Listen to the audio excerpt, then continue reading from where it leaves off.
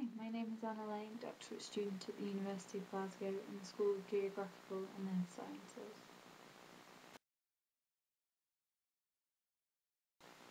I'm currently in Bolivia studying a national conflict centred on the construction of a road through a national park and indigenous territory called the Tipnas. The road is being pushed forward by the Bolivian government in a bid to create economic development and integrate the region. However, several groups, including sectors of the indigenous people of the lowlands and highlands, as well as environmentalists, anti-capitalist activists, and human rights groups, are opposing the construction of the road through various forms of protest, that most notoriously have included a 66-day march to the capital of La Paz initiated by the indigenous peoples of the national park. Essentially, the issue of the road through the Tipnas has become a catalyst for a series of questions of national importance, such as the future development of natural resources in Bolivia and the rights of the indigenous. It is these complex and intertwining tensions and questions that I seek to explore in order to understand how contentious politics works to actively recreate the spaces of state politics.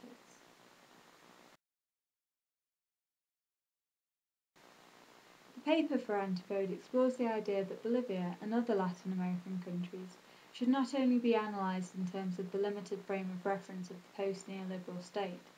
The idea for the paper came out of a meeting that I attended in Santa Cruz with representatives of the indigenous groups of Conamac and Cedo, as well as members of the urban campaigns.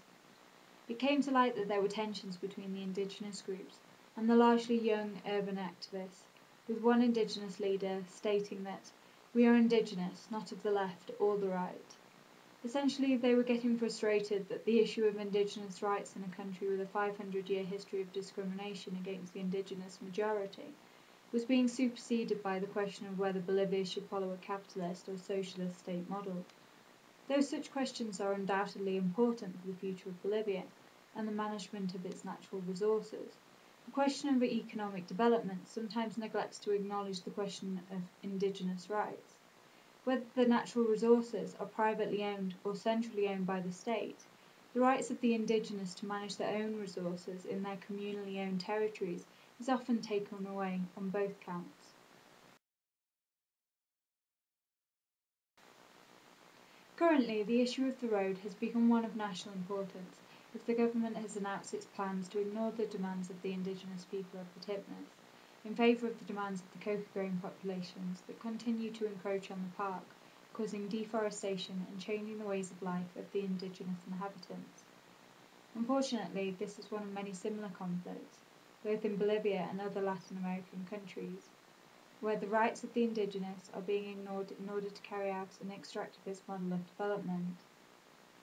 It is therefore important that international solidarity is gained in order to back the rights of a discriminated and politically marginalised population. Academic interventions are equally vital, and I believe that it is important that they are not theoretically abstracted into questions of the post-neoliberal state. Instead, it is important to focus on the grounded politics of everyday lives.